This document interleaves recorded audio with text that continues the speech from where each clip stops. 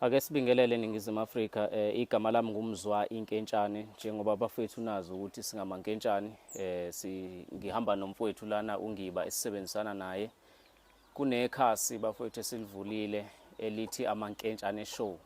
Lelo khasi lelo mawuqala ukufika kulona bafethu sicela uchofoze subscribe button, ulike, ucommente, uphinde ushare ngoba kufanele le msebenzi lena ihambe eNingizimu Afrika yonke ngoba sahlala phansi nobafo sakhetha ukuthi sizozinikela ekuthenini sisize bonke abantu baseNingizimu Afrika bafethu. Nabantu ke la eSouth Africa abamaqola, kunabantu abayizikemu, kunabantu abamasela bafethu abantshontshayo. Labo bantu labo bonke sifuna ukudila nabo ngenkani, sifuna ukudila nabo, sifuna ukuyiclean iSouth Africa iyonkana ngomkunzi ngoba kahle kahle ayikho into engathi siyithembile or mhlambe siphathe ibhame engakanani cha sithembe nje ithina, sithembe nomkhuleko bafethu. Sicela nisithandazise, ni-comment nalapha na comment section nisho ukuthi mhlambe senze kanjani, si wrong ngephi, si right ngephi ngoba phela nathi sisayingane bafethu.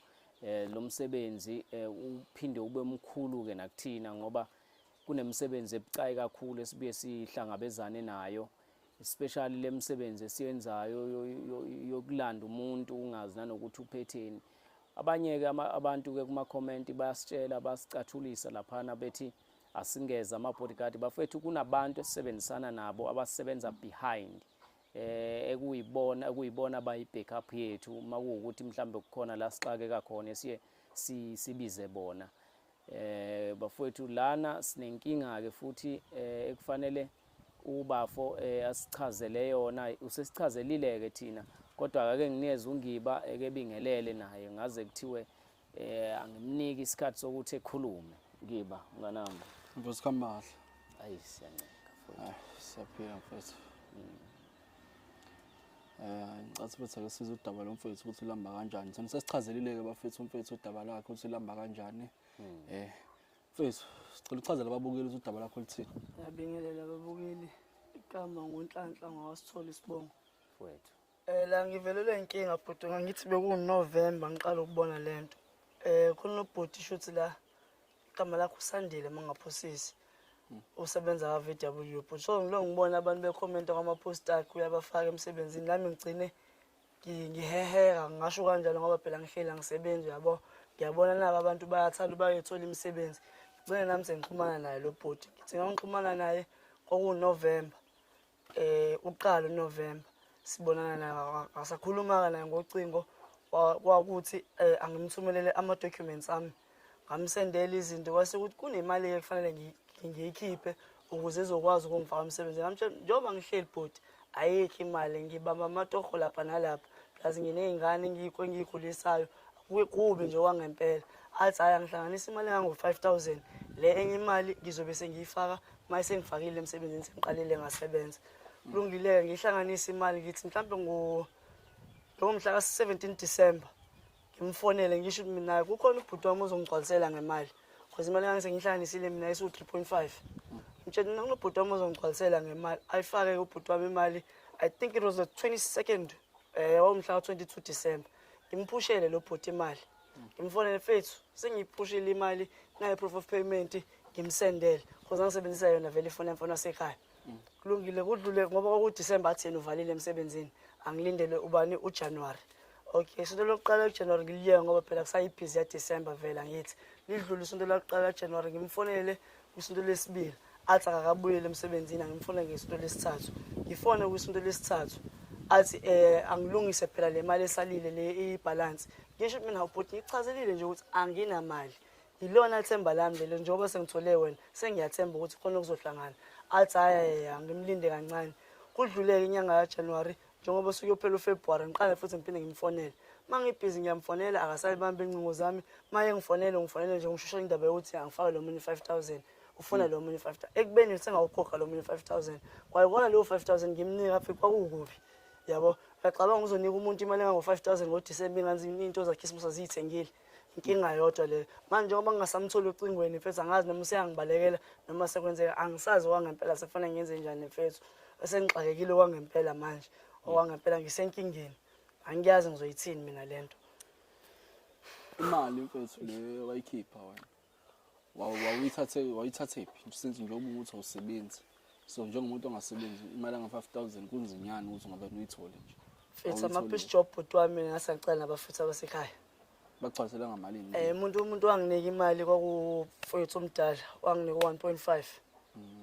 Kokunye-ke bengibamba amatoho fethu ngingashaya nesicabha fethu ematekisini. Yabo ngabamba fethu kwagcina kuhlangana fethu. Ngale ndlela ekuhlangana ngayo fethu.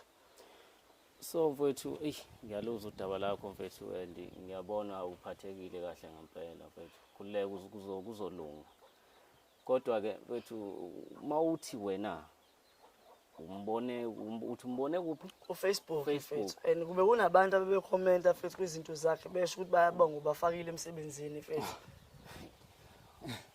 Bekukhona ama-comment nje abekhona baningi abantu bebekhomenta fethu. Uyayazi lento ekuthiwa amaqola iscam yasazi uke wezwa ngeke njalo fethu ngiyengezwa ngazoda phela fethu ongwakamasho futhi angikaze ngathi bengangenza kanjalo nami fethu. lo muntu okahlangana nabo Angikaze ngimbone bhuti wami. Yabona Angikaze ngimbone. ikhona ithombe zakhe mhlawumbe ku-Facebook Ngiyacabanga ku-Facebook ikhona bhuti wami. Njengoba sengiphatha nale foni nje ngadayisa kwafoni yami ukuze ngihlanganise imali yakhe lo muntu fethu. manje ubufakazi bokuthi imali wamfakela Ikhona i-proof of payment fethu ikhona i-proof of payment because ngafika ngayideposita kumfana wasekhaya kwase kwakuyena osend i-payment kuyena bhuti. Yes. Mana bathi ngifuna ukuthola yazi mfethu lento yamaqolo ukuthi uyabona mfethu nami ngabathenga abantu ngithenga njengoba ngihleli kanje ngithenga umzwa ngithenge nomunye umuntu ngisa ka comment ukuthi ngimfakile emsebenzini i-game into ezenzakala akulula fethu ukuthi ungasikhola i-scam fethu uqalekile. Ngithi uyasho wena uthi ubungazi ukuthi bangakushaya uhlala kwamasha buka manje yabona lento okuzethemba ukuthi wena uhlala kuphi ayisebenza ngithi yebo fanele iqaphele bafethu lento ezicam lena awumfakeli umuntu imali ongamazi noma ngathiwa unethemba elingakanani ngathi uqolo umuntu wasendaweni nakhona besikhuluma ngayo fethu ngiyabona nabo abantu bayasebenza fethu. ayisebenzi Basho ukuthi litho bawaqokile ama-uniform. uyasebenza ubani ombona ubani ungabanga kuthiwa manje beka abantu obabona two bafakile ukona kumuphi lo VW kuyephi nendawo no VW unabo wonke leyo nto uthi nabo nangu sibani bani nabo ufakazi bokuthi basebenza kuphi nendawo fethu iloko kwenkinga. yena mase uzokufaka kwathi uzokufaka phi yena njengoba sifaka imali Bayise uzongfunela isikhala yena fethu usebenza ngabo bonke VW. Senje yena usebenza ngabo bonke VW. wena ngicabanga VW bese kufanele kube nesicucu wena buzofike wenzeni sibusicucu naso buzofika usenza VW usiproduce Hayi na wayethemba fethu uzongiqala kuwasheni imoto fethu lokho enginyusa kancane. hayi asambe so njengamanje si4 minutes so sihamba ngayo kusho ukuthi sekuseduzana selimlahlile la kubo mfana sekuseduzana mfethu mfethu masifika ke lapha mfethu sicela uzama ukulawuleka bafu yabo Uzama fethu. ungazami wenze ngoba phela laphana sizosiza wena angifuni indaba ukuthi sithi sisiza wena ngapha sibe sikhuzana nawe yabo Ngiyazi ukuthi amazozama.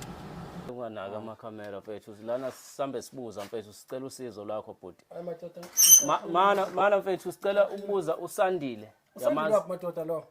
yamazi usandile Hayi ngibazi usandile madoda. Nangibamazela ngendlela futhi la madoda. unendlela Ngihamba. mana phela mfethu sikhulume nawe Mana phela sikhuluma nawe nje Ukhuluma ngani madoda? Ngicela ukubuza mfethu Namakhamera nala ngingene khona kusemqashweni akhona emzini wami. lesikiphu startup lesi Ila VW ngisebenza khona madoda. uye emsebenzini manje Ila ngisebenza khona.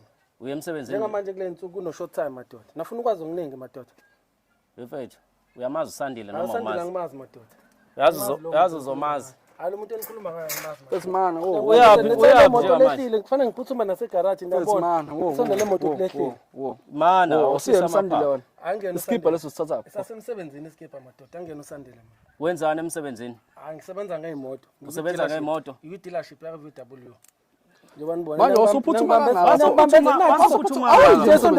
phansi uzochila ngathi ngiyamncenga uyena lona bafethu ngiyamncenga lo muntu ngiyamncenga lo muntu uyena lo simali yamaphi ngiyamncenga lo muntu hayi ngoba ngiyamncenga nje bhuti uyena lo bhuti lona uyena lona bhuti umazi kanjani uyena ethombeni ngambona ethombeni Facebook uyena baba ngiyafuna mali yami lo mjita lo awumazi uyaphi pho uyaphi baba ichazile ngathi mali yami